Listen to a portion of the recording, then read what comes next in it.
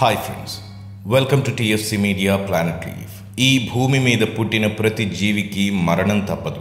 అయితే మరణించిన తరువాత ఆ జీవిలోని ఆత్మ ఏమవుతుంది, అది ఎక్కడికి వెళ్తుంది అనే అంశాలపై నేటి ఆధునిక టెక్నాలజీకి ఇంకా సమాధానం దొరకని ఒక ప్రశ్నగా మిగిలిపోయింది.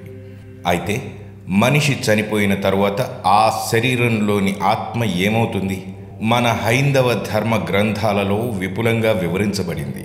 మరి ఆ విషయాలు తెలుసుకునే ముందు మీ పిల్లల్ని ఆనందపరిచే రైమ్స్ని, నీతిని బోధించే కథలను, పిల్లలలోని ప్రతిభను పెంచే ప్లేడో వీడియోల గురించి మా స్లేట్ కిడ్స్ ఛానల్ని సబ్స్క్రైబ్ చేసుకోండి. ఆ ఛానల్తో పాటు మా ఇతర ఛానల్ లింక్స్ ఈ వీడియో క్రింద ఉన్న డిస్క్రిప్షన్లో పొందుపరిచాను. మన భారతీయ గ్రంథాల ప్రకారం మనిషిలోని శక్తి 7 చక్రాలలో కేంద్రీకృతం అయి ఉంటుందనే విషయం మనందరికీ తెలుసు. మనిషి చనిపోతున్న సమయంలో ఈ చక్రాలు మనిషితోనూ భూమితోనూ సంబంధాన్ని తెంచేసుకుంటాయి. ఈ ప్రక్రియ ఆ మనిషి మరణానికి 4-5 గంటల ముందు నుంచి జరుగుతుంది. అందువల్లే మరణించబోయే వ్యక్తి అరికాళ్లు చలబడటం మీరు గమనించవచ్చు. ఆత్మని మానవ శరీరంతో అనుసంధానించడానికి సన్నని కాంతిరేఖ ఒకటి ఉంటుందట. దానినే వెండి రేఖ అని అంటారు. మనిషి ఆఖరి క్షణంలో ఈ వెండి రేఖ పూర్తిగా తెగిపోయి ఆత్మకి శరీరానికి ఉన్న బంధం పూర్తిగా పోతుంది. అందువల్ల ఆత్మకి ఆ శరీరంపై ఉన్న పట్టు పోతుందట. అయితే ఆత్మకి ఆ శరీరంపై ఉన్న మక్కువ పోక మళ్ళీ శరీరంలోకి ప్రవేశించి శరీర భాగాలను కదిలించడానికి ప్రయత్నిస్తుందట. మరణించిన వ్యక్తిని సరిగ్గా గమనిస్తే ముఖంలోనూ లేదా మరేదైనా శరీర అవయవాలలోనూ సూక్ష్మ చలనాన్ని గమనించవచ్చు. అలా కొంతసేపు ప్రయత్నం తరువాత ఆ శరీరాన్ని కదిలించలేక ఆత్మ బయటకు వచ్చి అక్కడున్న వ్యక్తులతో నేను చనిపోలేదు అని మొరపెట్టుకుంటుందట.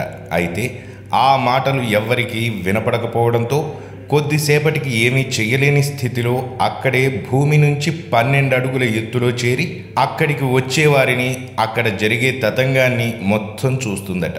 మీరు ఎప్పుడైనా అంత్యక్రియల కార్యక్రమం జరుగుతున్న ప్రదేశానికి వెళ్తే అక్కడ చనిపోయిన వారి ఆత్మ మిమ్మల్ని చూస్తూ ఉంటుందన్నమాట.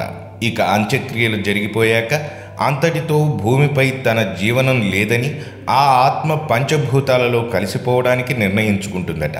ఆ సమయంలో ఆత్మకి పూర్తి స్వేచ్ఛ అనుభవంలోకి వచ్చి అది ఎక్కడికైనా వెళ్ళగలిగే శక్తి వస్తుందట.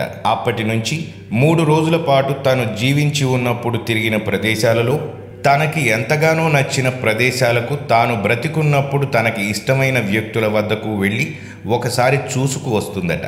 సరిగ్గా 3వ రోజు జరిగే కార్యక్రమానికి మళ్ళీ తన వాళ్ళ దగ్గరకు వచ్చి ఆ కార్యక్రమం ముగిసిన తరువాత తన కుటుంబానికి, ప్రియమైన వారికి ఆఖరి వీడ్కోలు పలికి భూమిని దాటి గగనంలోకి వెళ్ళిపోతుందట. ఆత్మల లోకానికి వెళ్లే ముందు ఒక పెద్ద మార్గం గుండా ప్రయాణం చేయవలసి ఉంటుందట. ఈ ప్రయాణం 12 రోజుల పాటు ఉంటుందట. ఈ 12 రోజులు చనిపోయిన వారికి చేసే కార్యాల వల్ల ఆ ఆత్మకి ఆత్మల లోకానికి చేరే శక్తి వస్తుందట. అలా ఆ మార్గం చివరలో ఒక పెద్ద వెలుగు కనిపిస్తుందట. ఆ సమయంలో భూమి మీద బ్రతికి ఉన్న ఆ ఆత్మ బంధువులు తాము చేసిన తప్పులను మన్నించమని ప్రార్థించడం వల్ల ఆ ఆత్మ సంతోషిస్తుందట. సరిగ్గా మనిషి చనిపోయిన 11వ రోజు చేసే కార్యం వల్ల 12వ రోజు ఆ ఆత్మ తనకంటే ముందు చనిపోయిన తన పూర్వీకుల ఆత్మలను కలుసుకునే శక్తి వస్తుందట. దానివల్ల అక్కడ ఉన్న పూర్వీకుల ఆత్మలు ఈ ఆత్మను సాదరంగా ఆహ్వానిస్తారట. ఆ తరువాత ఆ ఆత్మ భూమి మీద బ్రతికి ఉన్నప్పుడు చేసిన కార్యాలన్నీ అక్కడ చూపించబడి వాటిలోని పాపపుణ్యాలు లెక్కించబడతాయట. అప్పుడే ఆ ఆత్మ తన మరుజన్మలో ఏ విధమైన జీవనం సాగించాలో, తాను చేసిన పాపపుణ్యాల ఫలము ఏ విధంగా అనుభవించాలో, ఎవరెవరిని కలవాలో, ఇలా ప్రతి సెకనుతో సహా తన మరుజన్మ యొక్క స్థితిగతులు తెలుసుకుంటుందట. ఆ ఆత్మ భూమి మీద మనిషి శరీరంలో ఉన్న సమయంలో ఎవరైనా తన వల్ల సంతోషించి ఉంటే దానికి 4 రెట్లు సంతోషం మరుజన్మలో లభిస్తుందట. అదే ఎవరినైనా బాధ పెట్టి ఉంటే దానికి కూడా 4 రెట్లు బాధను అనుభవించాలి.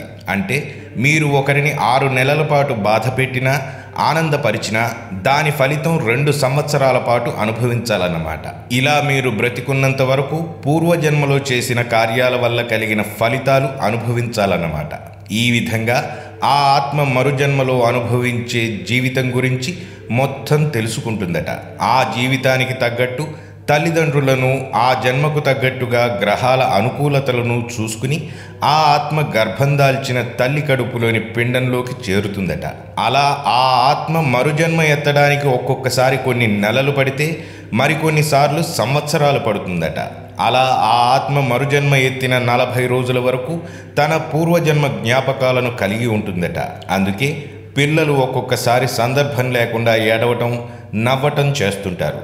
దానికి కారణం పూర్వజన్మలో కలిగిన సుఖదుఖాలు గుర్తుకు రావడమేనట. 40 రోజుల తరువాత మెల్లగా ఆ పిల్లల మెదడులోంచి పూర్వజన్మ జ్ఞాపకాలు తుడిచిపెట్టుకుపోతాయట. ఇక అప్పటి నుంచి పూర్వజన్మ కర్మఫలంగా లభించిన ఈ జన్మలో ముందే నిర్ణయించినట్లుగా బంధువులు, స్నేహితులు, శత్రువులు, భాగస్వామి, మీరు అనుభవించే సుఖదుఖాలు ఇలా అన్నీ జరగడం, మళ్ళీ ఈ జన్మలో కూడా జరిగే పరిస్థితులకు ఏ విధంగా ప్రవర్తిస్తారో అదే కర్మఫలంగా మళ్ళీ మనకి సంక్రమిస్తుంది. అందుకే మనం జీవించి ఉన్నంత వరకు నడుచుకునే ప్రవర్తన సరిగ్గా ఉండాలి. అలా లేకపోతే వాటి ఫలితం మళ్ళీ జన్మలో అనుభవించక తప్పదు. అయితే హఠాన్మరణానికి గురైన వారిలో కొన్ని ఆత్మలు లేదా మనిషి చనిపోయిన తరువాత 11 రోజులు జరగాల్సిన కార్యాలు సరిగ్గా జరగకపోయినా వారి ఆత్మలు ఆత్మల లోకానికి వెళ్ళవు. అవి 11 రోజులలో అక్కడికి వెళ్ళకపోతే ఆత్మల లోకానికి వెళ్ళే ద్వారాలు మూసివేయబడతాయట. అవి ఒక్కసారి మూసుకుంటే మళ్ళీ తెరుచుకోవు. అలాంటి ఆత్మలు ప్రేతాత్మలుగా మారి ఈ భూమి మీద సంచరిస్తుంటాయట. అయితే వాటిని మళ్ళీ ఆత్మల లోకానికి పంపించడానికి కొన్ని పద్ధతులు, మంత్రాల ద్వారా సాధ్యమవుతుందట. అలా ఆత్మలను పైలోకాలకు పంపించే వారినే తాంత్రికులు అంటారు.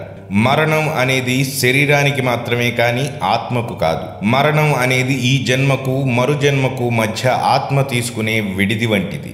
విడిది సమయం పూర్తవగానే మనం మన ఇంటికి ఎలా తిరిగి వస్తామో ఆత్మ కూడా మరుజన్మ ఎత్తి మరో శరీరంలోకి వెళ్లాల్సిందే.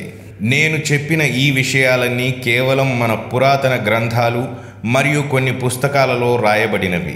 వాటినే నేను ఆధారంగా చేసుకుని చెప్పాను తప్ప నా కల్పితం ఇందులో ఎంత మాత్రం లేదు. మరిన్ని ఇంట్రెస్టింగ్ వీడియోస్తో మళ్ళీ మీ ముందుకు వస్తాను. మరి ఆ వీడియోస్ మిస్ కాకుండా ఉండాలంటే మా ఛానల్ని సబ్స్క్రైబ్ చేసుకోవడం మాత్రం మర్చిపోకండి.